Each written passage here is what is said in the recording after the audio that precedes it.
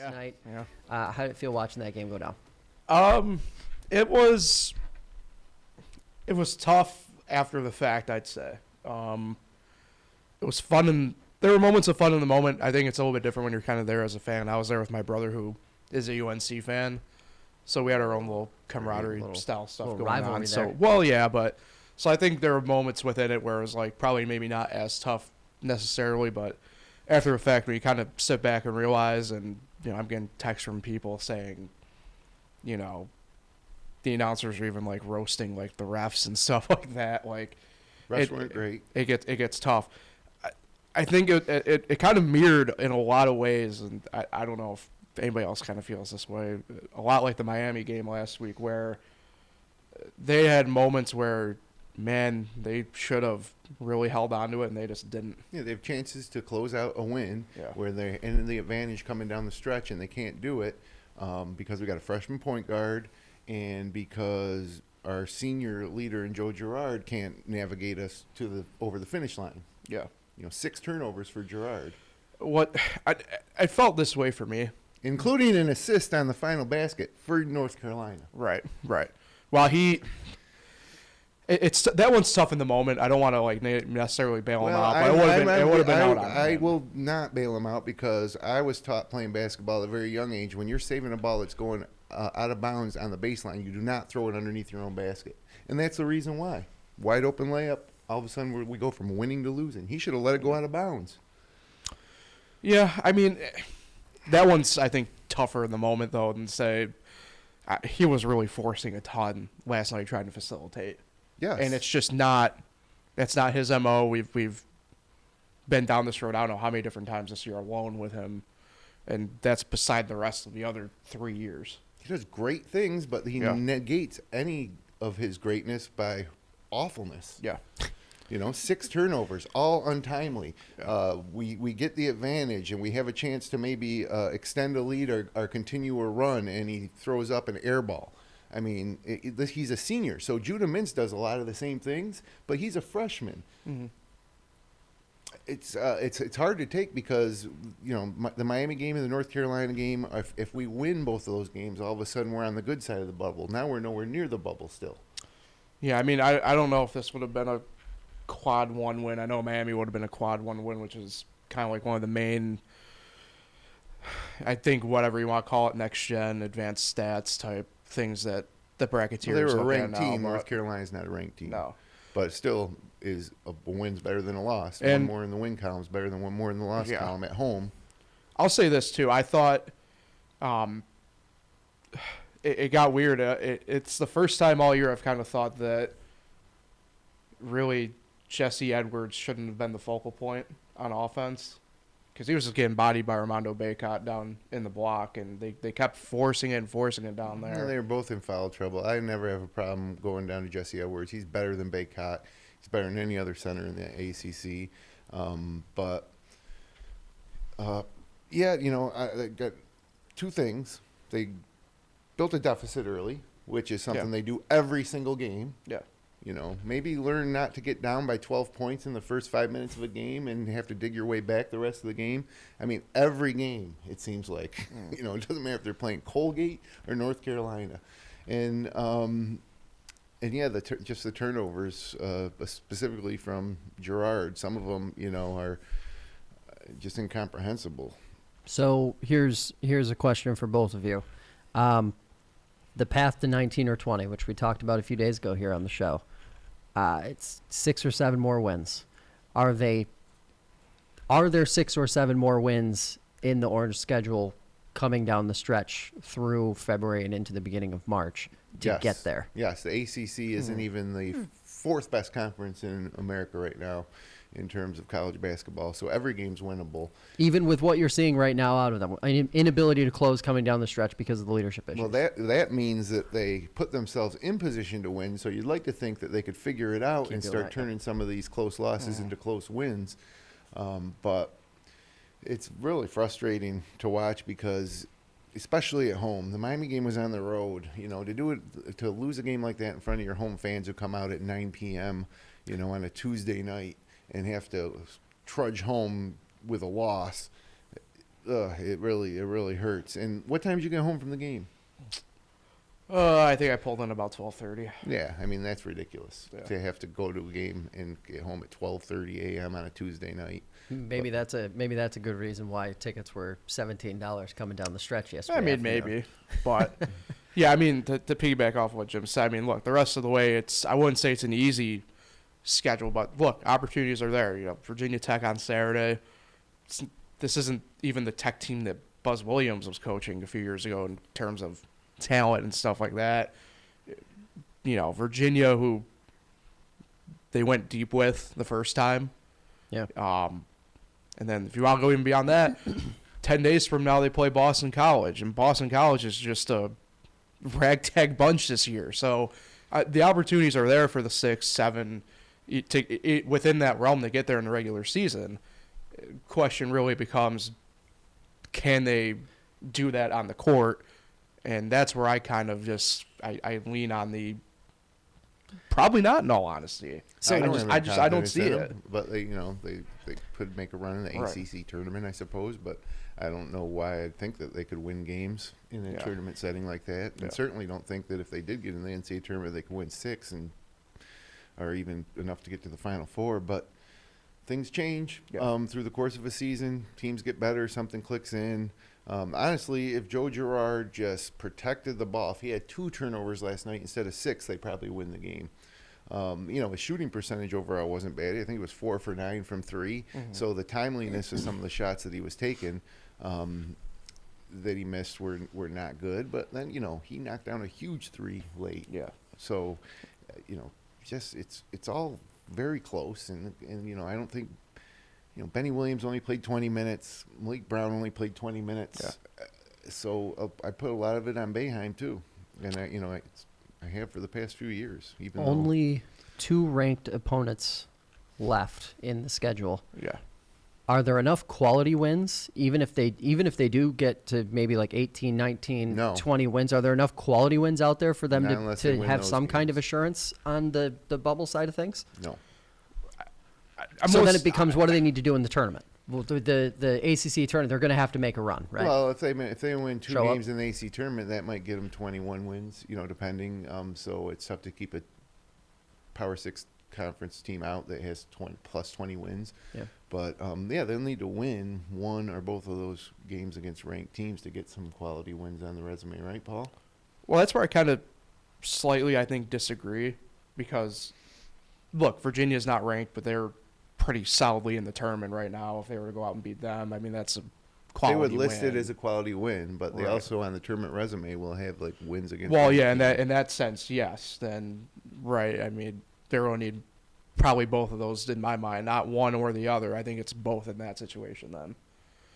But if you So want to beat Virginia Tech, then beat Virginia, 7th Yeah. ranked Virginia, Yeah. and all of a sudden maybe more or less, this turns into to me anyway, they can't have what's been going on where they allow the teams where they should just be smoking them from the jump to just stay in it like they have been. Yeah. I mean, Certainly, they would look a lot better if we beat Bryant, right? right, And Colgate. correct.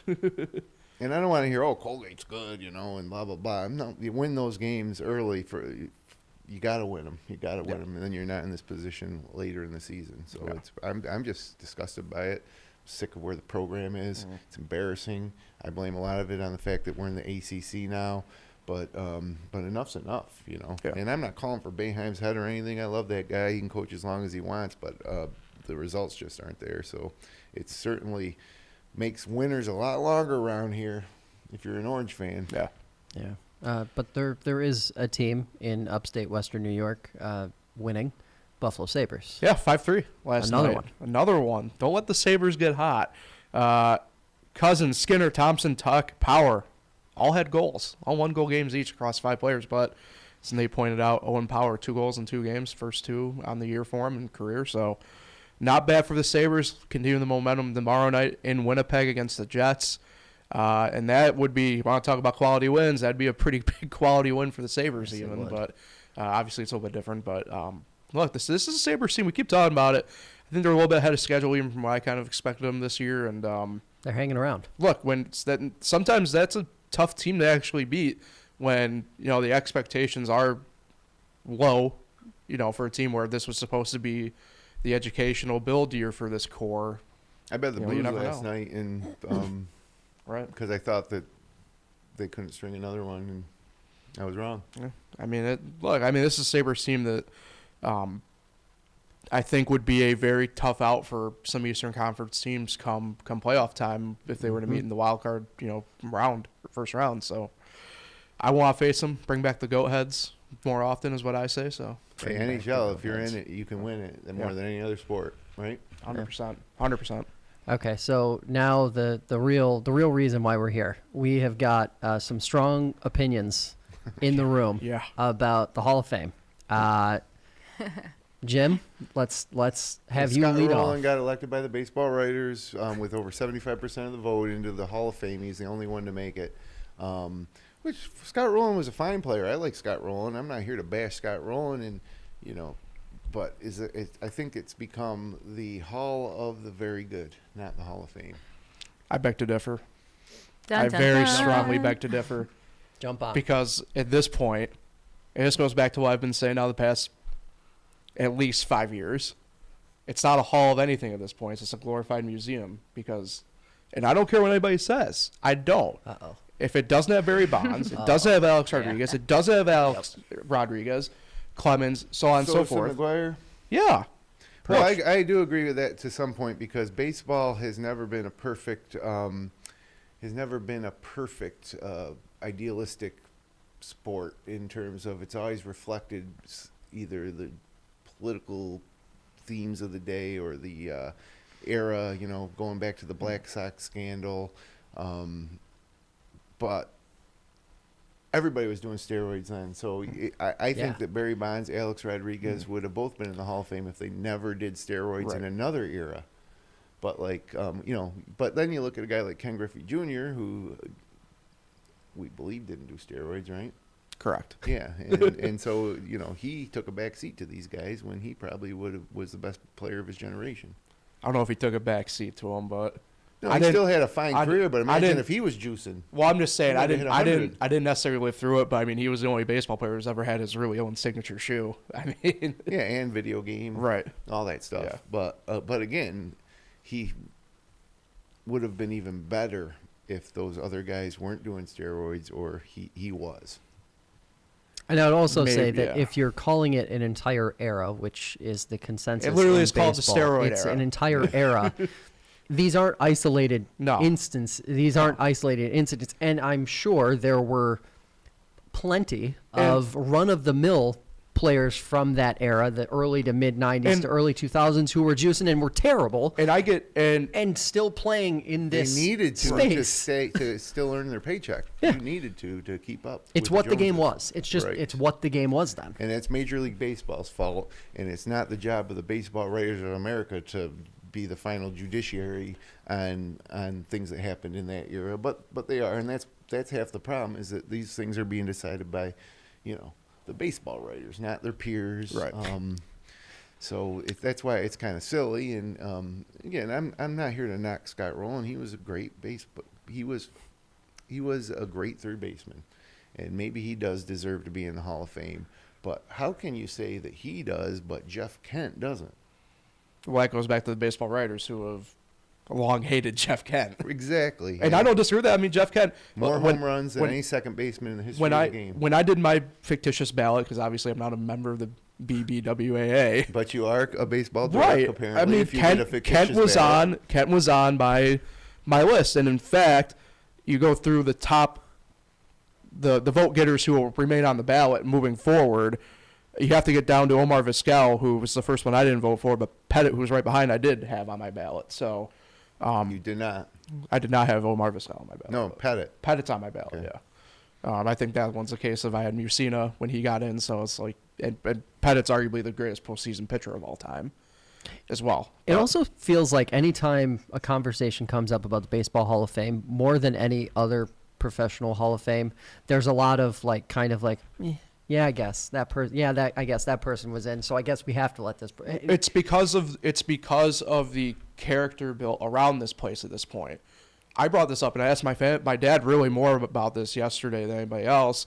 was at this point, would you rather have a Hall of Fame like the Baseball Hall of Fame where you have these writers who are literally just doing, I wouldn't say character assassinations on guys. Look, we all know about the kind of guy Barry Bonds was, for example. We know about the kind of guy Roger Clemens was, for example, and stuff, so on and so forth. You trust me, the list goes on about players in the Hall of Fame already and out of the Hall of Fame. But would you rather have a Hall of Fame like the Baseball Hall of Fame where you don't have the best guys in, or would you rather have a Hall of Fame like the Basketball Hall of Fame where, yeah, it's a little bit more lenient, but you know you have the right guys in there at the end of the day? Well, I think the biggest difference between the Baseball Hall of Fame and the other sporting Hall of Fames is that baseball has been played since the 1800s. I mean, there's so much history. So when you get enshrined into the Baseball Hall of Fame, you're going in there next to guys like Ty Cobb and Babe Ruth and Tris Speaker.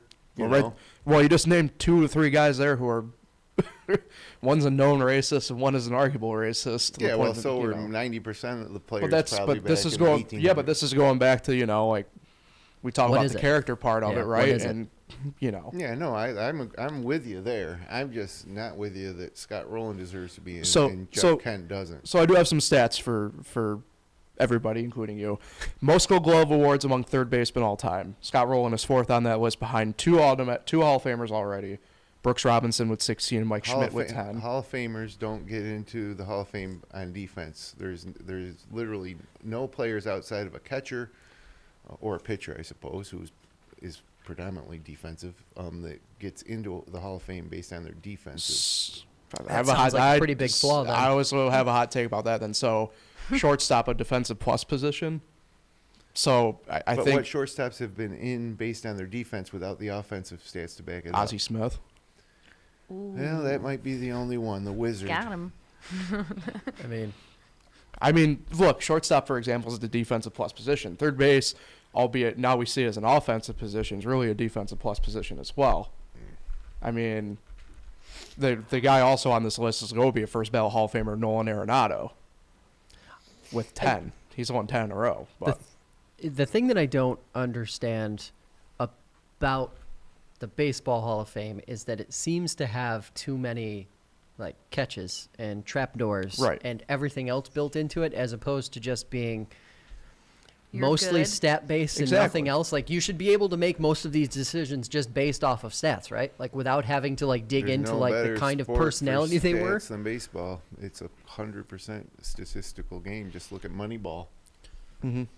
But I mean, look, at the end of the day, too, and to me, the fact that Roland's the only one going in on the quote-unquote what we'll call modern ballot, which is the active ballot at hand. Fred McGriff's also going in. He got in on the Veterans Committee.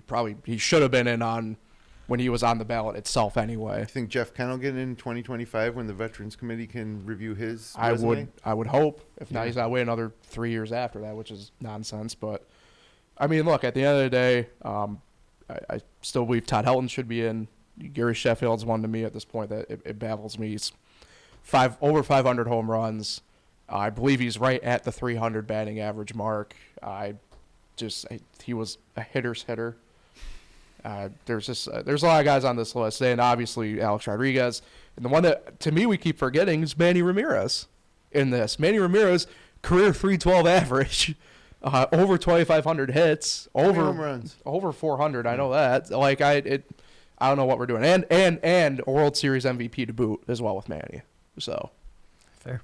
Yeah, no, I agree with you. Hey, Nate, what's your take on Scott Rolen? Oh, I don't really. Nate definitely does not have. I don't know if Nate. I don't really think I know who Scott Rolen is.